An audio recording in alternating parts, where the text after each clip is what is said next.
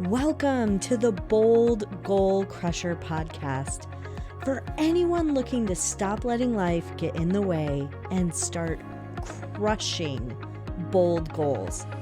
I'm your host, Sarah Mayer, and I'm thrilled to navigate this journey with you because it's time to start boldly achieving without working double time. So let's dive in. Hello, Bold Goal Crushers. I'm very excited about this episode because we've been talking about all things business. And today we're going to talk about business and home decluttering. So I want to introduce you to my guest, Bridget. She's the owner of Divine Organizing, a boutique home organizing firm that focuses on closets, home offices, and residential moves. And she clears stress and clutter by creating systems tailored to her clients' needs. As an intuition coach, Bridget believes that clutter can block the connections to intuition and teaches her clients to clear clutter and listen to their inner voice. She lives in Bridgeport, Connecticut, and serves clients all across the U.S. I am so excited to talk to you about this topic. I know when I saw you in our little group Momentum, I knew I had to have you on the show. So I'm so excited to jump in. Thank you. I'm really excited to be here. Thank you for having me. Perfect. So you are in business and you help people declutter their homes, their lives, their businesses, and everything. How did you get into this? I started my business in 2014.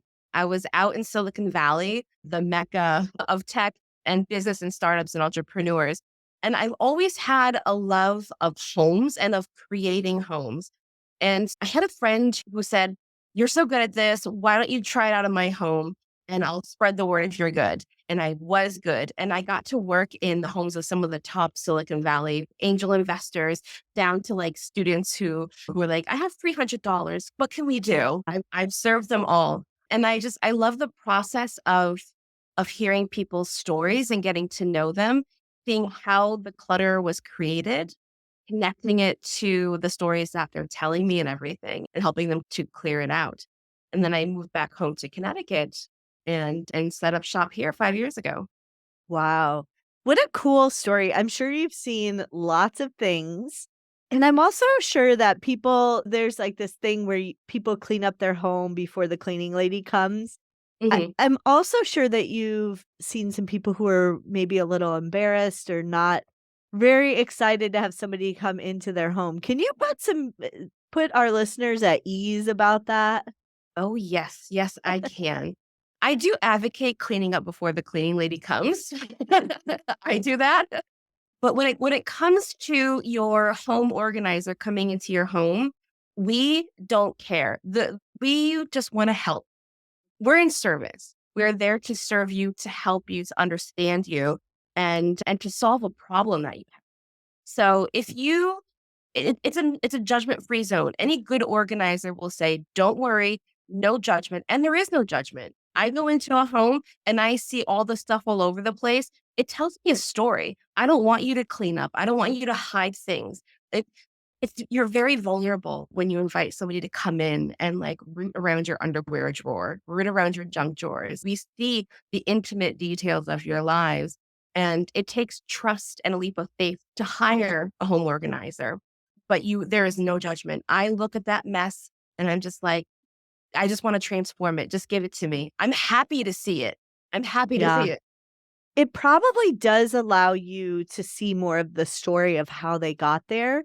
Like when they straighten things up or put things in a different place, it may paint a different picture. But if they could actually see where it typically lies, if you could actually see that, it's probably easier to piece together what a solution that may work for them. Yes, it shows me how you think and function. So from day one, was all about setting up intuitive systems of organization, Mhm. meaning that I will streamline what I see happening here. So if I see that you are always dropping your hats and gloves, keys and everything in one spot in the kitchen, I will notice that and I will ask you why you do that. And if you're like, which is the easiest path to the door, I'm like, great. Let me put a bin right here for you, a little cute little basket just to support that, rather than making you like, or a whole new system. Like, I'm going to hang hooks by the door. You're going to do this. If the client wants that, I will do it. I give them the option, but it's really all about supporting how you already think and function. And I need to see that going in. Yeah. Yeah. That's such a great point. I think that's where a lot of times we, as business owners, as leaders, as women, we have all these systems and things that work for us and sometimes don't, but it's really about finding the system that will work around you and your family and in your business life. Yes, 1,000%. Yes. Yeah. So could you talk a little bit about the impacts of having clutter or things not in an organized fashion? What are the impacts that has on our lives? Yes. So, especially for women, our clutter speaks to us. We are always in communication with our stuff. So we see things in our periphery really well. We're biologically wired to do that. It goes back to the hunter-gatherer days where you need to know that the berries that you can eat are down by the river on the slope next to this tree, and the bad berries are on 4 feet away. Don't eat those berries. So it goes back to those days that we are just constantly absorbing our environment. And it is a huge distraction because even here now, I've got pens all over the side here. And I'm like, don't clean this up, Bridget. Just focus on Sarah. Talk here. Yeah. So our clutter is very distracting, and it's always asking us to do something, to it's asking us to Mm. be put away, put me away. It is reminding us that we have this one thing to do.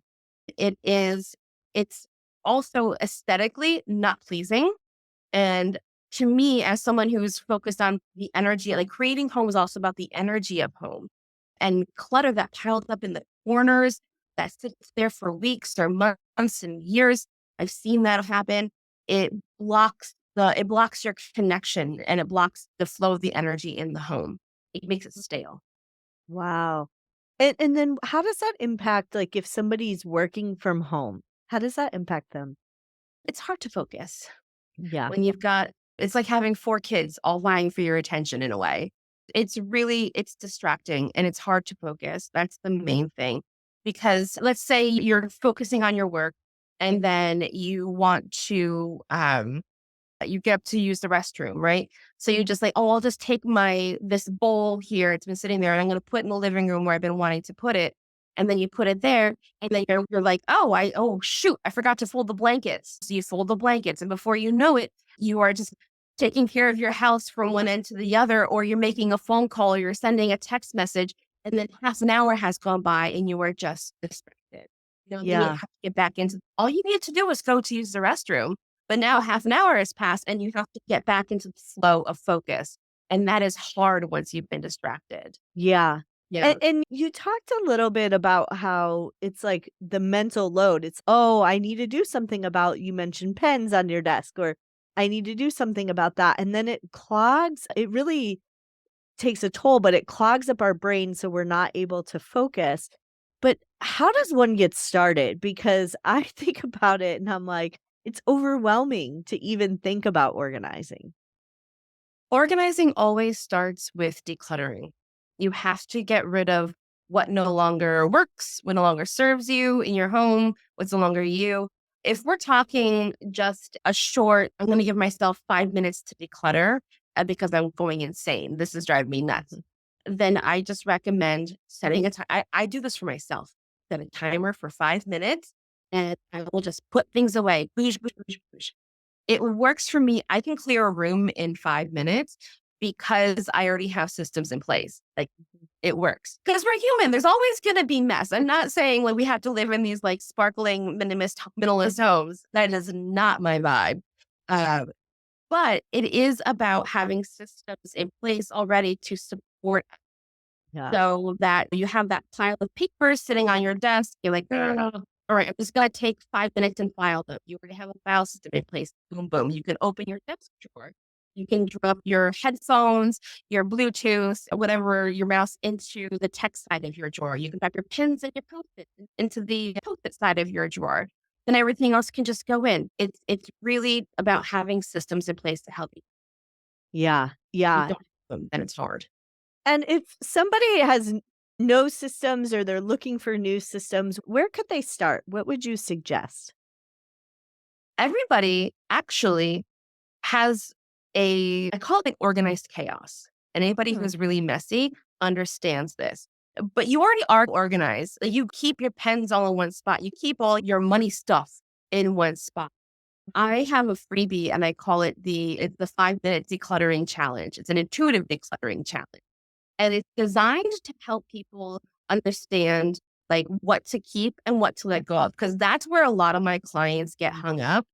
Because you can organize something for just like 5 minutes in a room, but then there's the overarching decluttering question of I don't even know where to begin to declutter my home. And so this 5 minute decluttering challenge helps you to quickly just decide if it's going to stay or it's going to go. And all you do is you hold it. I take my lipstick, right? I'm like, all right, it's actually, I love this color. Okay. Great color.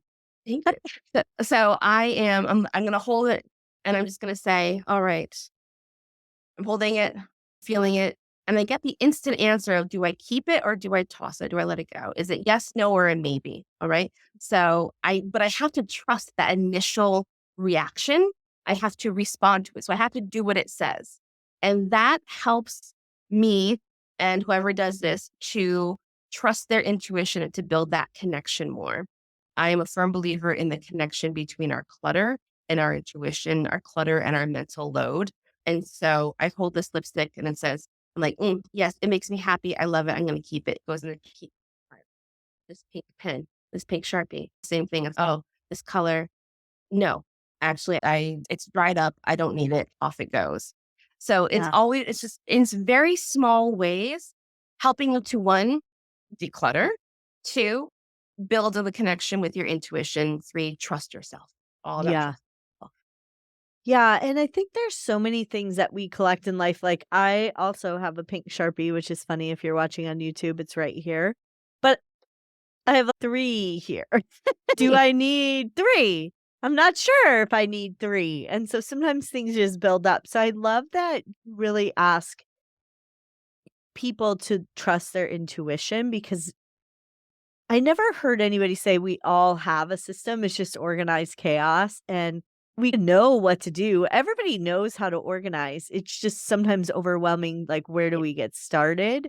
And so I like this process of really trusting ourselves to be able to do it. How do I ask this? So if somebody's like house is out of control and they don't know if they could or should hire somebody, how would somebody go about making that decision? So if your house is out of control and you're like, do I hire an organizer or do I not?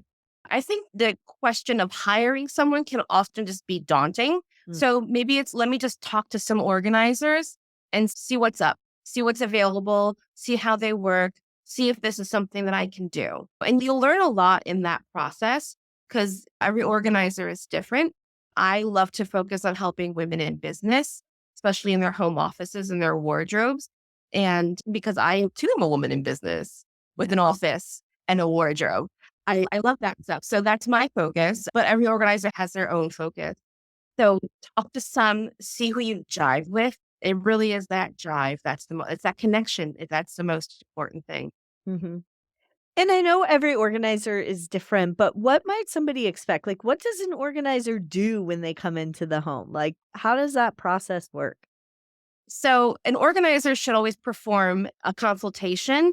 Some of them do it just through photos. I like to be in the house again because I want to feel the energy of the space. I want to see what you have. You can always expect that consultation to have some questions about how the clutter accumulated. Tell me what's going on here. Tell me what are your biggest problems. What kind of a solution are you looking for? How do you want to feel in your home? Every organizer will 90% of us will declutter and organize for you. There are some that just focus on decluttering and they don't give you the systems, but most organizers will declutter the home for you and with you. And then they'll set you up with systems of organization so that that will help to eradicate the clutter and keep it away. You can always expect a no judgment zone. I love that. So somebody comes in, they take a look at what's going on, they help to create like a new pattern or system. What would a client do then to maintain that? Like, how do you advise clients to really adapt that new way of living? I say give yourself 2 weeks to really adapt to it and follow the system. So no one's perfect. So I always abide by the 80-20 rule. 80% of the time, you'll follow the system. And then if you catch yourself not doing it, then just go back, correct, and put your keys in the right spot. Pull that paper out, put it in the right folder. It's very easy to get lazy and let your old habits come back in. But when you have a space that is just so perfectly set up for how you work, it is almost a joy. As I heard from my clients, it is a joy to use the systems, to use the beautiful supplies that I've given them. So work it for 2 weeks and then see what needs to be tweaked. I always say, give yourself the 5-minute reset. So if room is out of control, you can just hit 5 minutes and then boom, put things away. All it takes is 5 minutes because when you can winnow down the task into a time frame, I think Mhm. we're all 8-year-olds at heart. It's like just like I bet you can't do it in 5 minutes. Oh, yeah, yeah, I know. So yeah, it's a very simple reward to get to even do some of it in 5 minutes. So I Yeah. really recommend just a reset. Yeah, and I love that you break things down into 5 minutes because you can do almost anything in 5 minutes. My mom has this quote of saying that everything is really a 5-minute job, I and like that. we put it off, and so we put it off for, like, weeks, but it's really once you sit down and do it, it's really only a 5-minute job is how that came about, and it really takes the pressure away. Sometimes I think about organizing for myself and I'm like, "Oh, that's an all-day thing to clean out the garage," or "That's an all-day thing," and it doesn't have to be. It could be one section or one table in the garage, and I'm gonna take 5 minutes, I'm gonna straighten that, and then move on. So I love that idea of breaking it down into 5-minute jobs. And when it comes to those larger projects, they seem endless. Yeah. And like when you say all day, what is all day to you? Is it 9 to 5? Is it 10 hours? Is it I'm just going to keep going until it's finished? That is overwhelming and draining. In that instance, I would always recommend that you do what the professionals do, which is our days are 6 hours. That is, Oh, and that like studies show that is the most amount of time that a person can actually be productive. After 6 hours, our productivity significantly dips. So yeah. there's no point in hauling trash bags after 6 hours. Just not in a good space. No, you get cranky after that, no matter how many good tunes you've got going or how icy cold the lemonade is or Yeah. snacks you've got going on. It's gonna suck after 6 hours. You're just done. Your body's done, your mind is done, your spirit is done. So in order to maintain your momentum into the next day for an ongoing project like a garage or an attic or a basement clean out, or even your wardrobe if you're doing it yourself, maximum 6 hours and then just shut the door on it away. Yeah. And I'm sure you have so many tips and facts, but what are some things that maybe are not as well known that you use to organize spaces? So I get down to the nitty gritty and because I have to get down, every last thing has to be organized. So I create categories. And this is something that like what a lot of people don't do when they're decluttering, they'll just like throw it somewhere and then it immediately gets lost in another shuffle because they just created another shuffle. Mm. So one is when you're decluttering, always create categories. I use Post-its and Sharpies and I create distinct categories. So if I'm going through, yes, Mhm. give me a pink Sharpie every day. Uh, so if Sarah, if we're organizing your ward, we're going to create a skirts category, right? So we'll have summer skirts, we'll have fall skirts. It'll go by the season, or it can be short skirts or long skirts, whatever you've got. You just see what you've got. You organize it into categories. And from there, you can really see everything that you have, see what you love, see what needs to be mended, and you can really take care of your wardrobe and yourself in that way. That's Mm. one tip. Another tip is to follow the acronym called OHIO, only Mhm. handle it once. And I do this myself. I find myself saying, Ohio, Bridget, Ohio. Because it's so easy to pick up something, be like, oh, I have to call Tommy and then I have to write this check and I have to do da da da. And then you just like, then you put it down because you don't want to deal with it. It's no. Write a note on a post-it that says, call Tommy, write check, and then put it in your to-do file. You don't have to Yeah. do it right now, but just give yourself actions. And that is key, is Yeah. always to give yourself an action because you will follow a command more than you will think about something. So makes it a Huh. lot easier. That's a great Makes me tip. I stress. love the Ohio acronym. It works really well for email too. Many times we peruse things and we don't actually have time to do them. Like we'll be sitting there and Bob's asking us for a spreadsheet and we're sitting in the doctor's office. And then we don't send Bob the spreadsheet because we don't have a computer to do that, and then we forget about it, and then we're like, "Oh, I gotta get back to Bob." And by the time we actually do the 5-minute job of the spreadsheet, we've thought about it for hours and days on end. I hate that. I'm always wanting to move forward. And if something is constantly sticking in my mind like that because I just put it off and oh, I'll get back to that later. No, it is now. We do Yeah. it now, but we free up our mental load and we free up the time in the future to do other things or to relax or enjoy Yeah. ourselves. And we've talked a little bit about mental load, but there's a lot of research out there that women do carry more of the mental load in the household in some households. How might someone go about redistributing that or helping to take some of that pressure off the mental load? And maybe tell listeners what mental load is. Sure.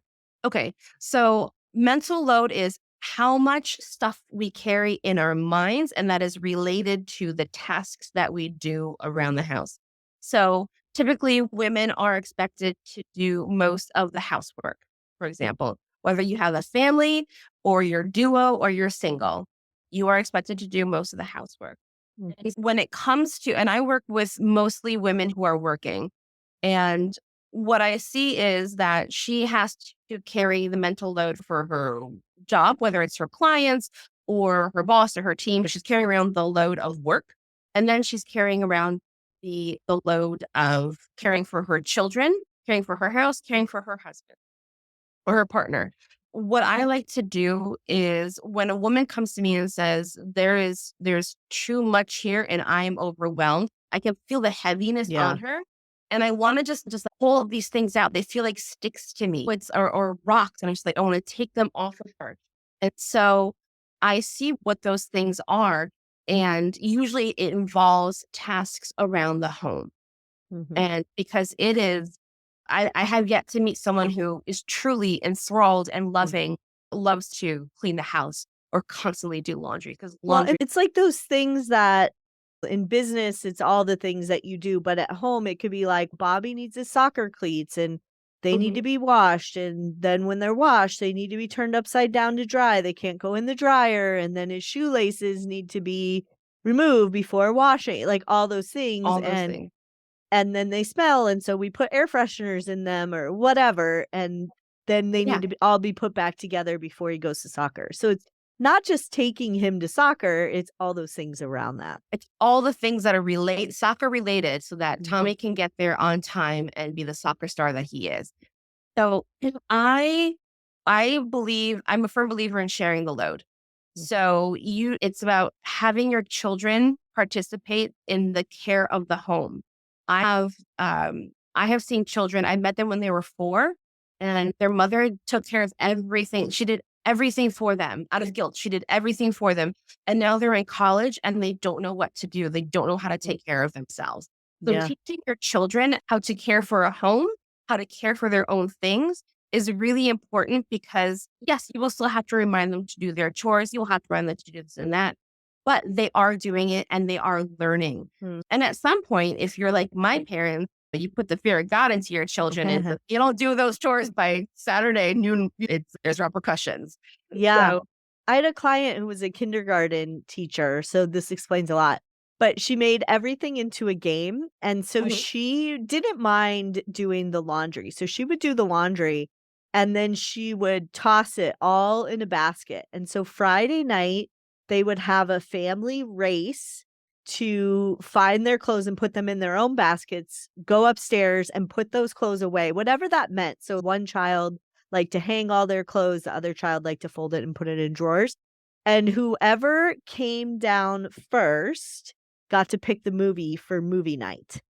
And that was like the race. And so she had kids of different ages. So she let some kids had a buffer. They got to start 5 minutes early because they were younger. And that was their game on Friday night. And they loved it. They came home every Friday, super excited for the relay race. That is fun. That Yeah. is so yeah, I will recommend games. Just make it a game. Yeah. We'll create a game for the very specific task, like your client did for Yeah. the laundry. Older kids, it's a different kind of reward system that happens.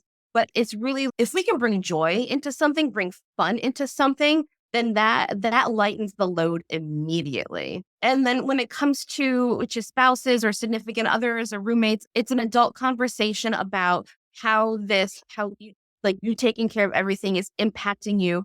And we need to have an equitable distribution so that you can show up in the relationship with lighter, happier, more in desiring to connect more. Yeah.